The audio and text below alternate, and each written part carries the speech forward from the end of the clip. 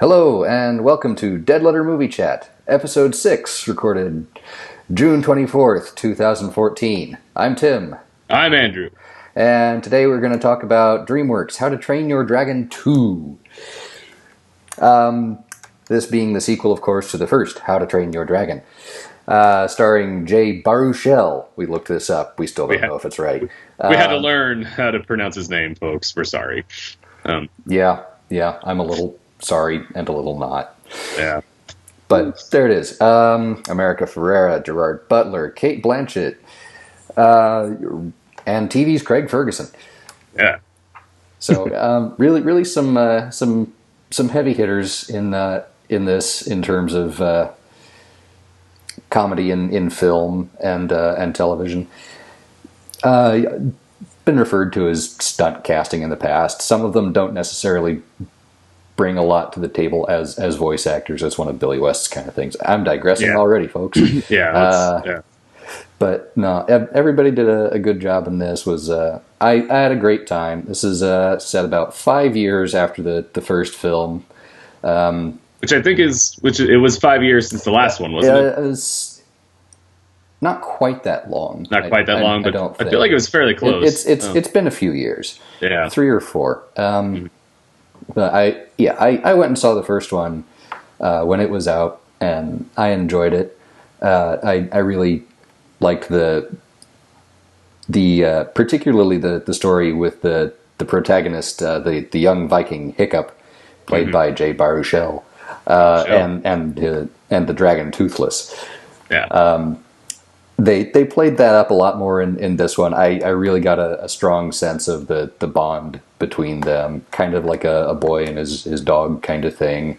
Although these movies, this is one of the few things that usually when movies, not anthropomorphize, I guess it still is, even though I usually associate that with like humanizing something. Yeah. But when they make another animal like a specific other animal, that's a thing that happens more in movies. Like horses in Disney movies are basically dogs, which is kind of annoying lately. And the thing I like about these movies is that they're not, like, although there is this boy and his dog best friend thing going on, it feels more like a boy and his flying cat.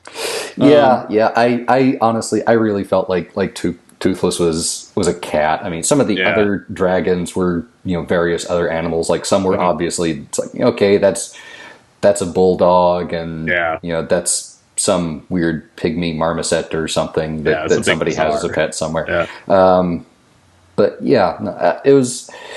There were some interesting analogs, but Toothless in particular has these really cat-like eyes and is expressive in the same kinds of ways that a playful cat might be, more so than a dog at times. So, but I really enjoyed that. That was a lot of fun. That rang true emotionally for me. A lot of the elements between Hiccup and Toothless, also between Hiccup and the other characters. Surprise, he's the protagonist. But like his father and his mother and his girlfriend Astrid voiced by America Ferrera, which is cool. Which is really cool. Yeah. Because they didn't hire some. Sorry, not to talk over you, but they didn't hire some blonde girl to voice the blonde girl, which I really like. That's cool, but it strikes me as a little weird. I mean, America Ferrera, who's talented actress and not bad looking at all, but she's a little bit stockier build, not heavy set or anything. She just looks sturdy, and she's kind of short. And the character in this movie is this skinny as a rail blonde Nordic girl. Wow. It's very different, but I think that's what makes it awesome. Like I didn't know when I saw the first one that was her going in. I'm like, holy crap, that was... Yeah, she owns the role really well. She did. I totally bought it, so good on her.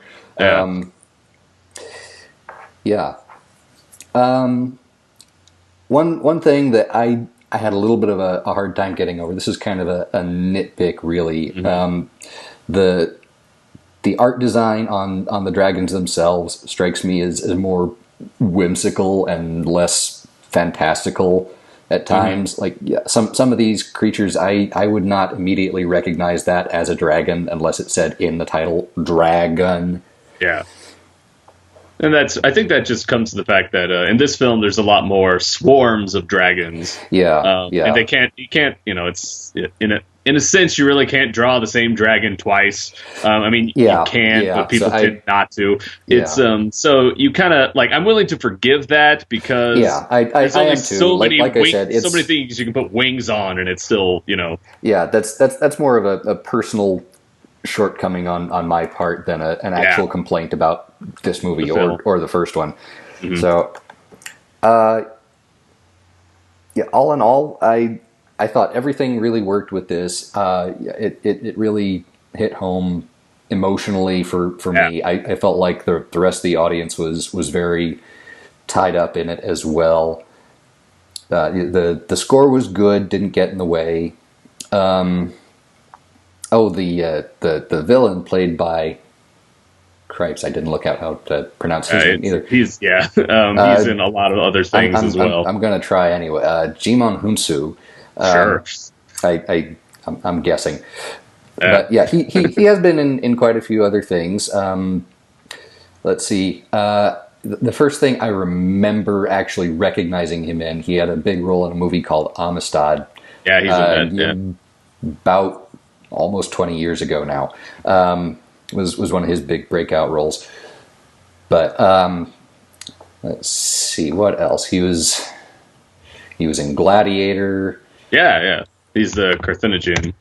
Carthaginian. Carthaginian, that's it. There Carthaginian is like a cancerous Carthaginian or something. With a lisp. Also, later this summer in Guardians of the Galaxy. Yeah, at least he's featured in the trailer for the beginning. Yeah, I don't think he's a major player, but a fairly prominent minor supporting role. So I'm looking forward to that. I've enjoyed watching him work in the past. Yeah. So he's one of the new people to the group. So was not in the previous movie. Yeah, a lot of people just repraise their characters from the previous film, and he's our villain, and he's a very interesting villain. I don't know if he's like interesting enough that I'd watch like a spin-off movie about him, but I still enjoyed him. I thought he did everything he needed to do. Not really a lot more. He provided enough story fodder, and it was a perfect foil for Hiccup in the right ways at the right times. Yeah. All that said, my one thing that took me out of the movie, only really a very little bit, some of the other supporting characters, some of Hiccup's young Viking friends who were played mostly for comic relief. Yeah, I laughed, I chuckled, I was amused, but I felt like that was kind of third and fourth string material, and the movie already had a lot of different interwoven storylines going on. So the comic relief was not unwelcome, but it at times felt like just a little bit much in an already pretty busy movie in terms of story. It's one of those things where you wonder that if you cut it out, does the film become too intense, or if it's just is it? It might have done, yeah. But I kind of lean on the side that it probably wouldn't.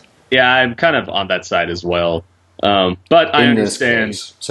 I understand why we do that in family films, however. That said, I'm not going to say it's like a by-the-numbers family film. No. But it definitely hits all the things that family films usually have. There's like the little love story, the problem with the parents, the overcoming of adversity, but then again, a lot of things have those. So as by the numbers as it is, it doesn't bother me.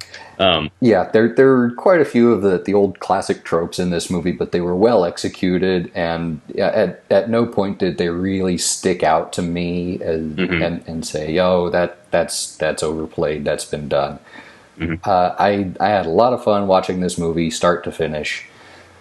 So. I'm going to say a B plus because I did have those couple of minor little things, but this was really all around very good family movie. Parents, take your kids; you will not be disappointed. I didn't feel like you needed to have seen the first one for this to work. It pretty much stands on its own.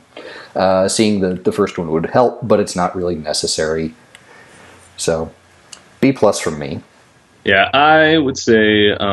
Considering like it's It's very well voice acted. It looks great. The wife and I actually saw it in like an IMAX 3D thing. Nice. So that probably is going to paint my review a little. And that was awesome. But as Tim didn't mention this, but he had told me that it's okay to see it in 2D. So yeah, that's true. That was a quibble of mine from the first movie. Was there were some shots. You know, the new 3D stuff was still pretty new at the time. This current wave that we're kind of riding now of 3 dimensions in film.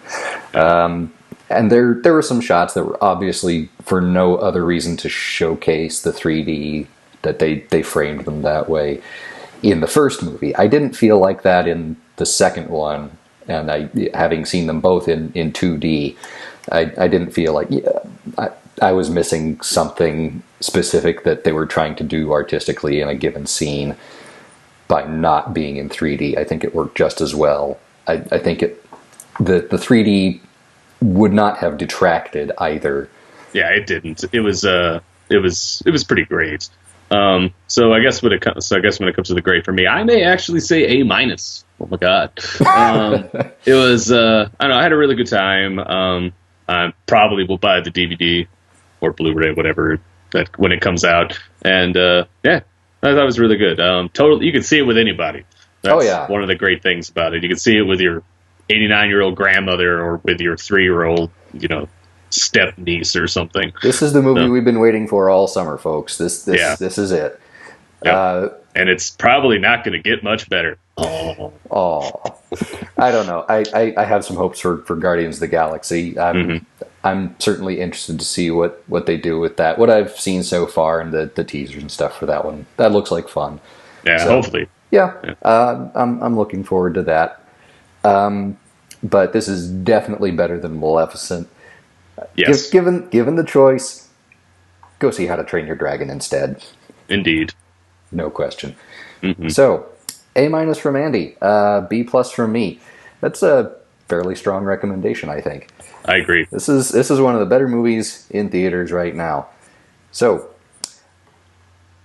I think that's it. Yeah, that's our review. Thanks for watching, and we'll see you next time. Bye.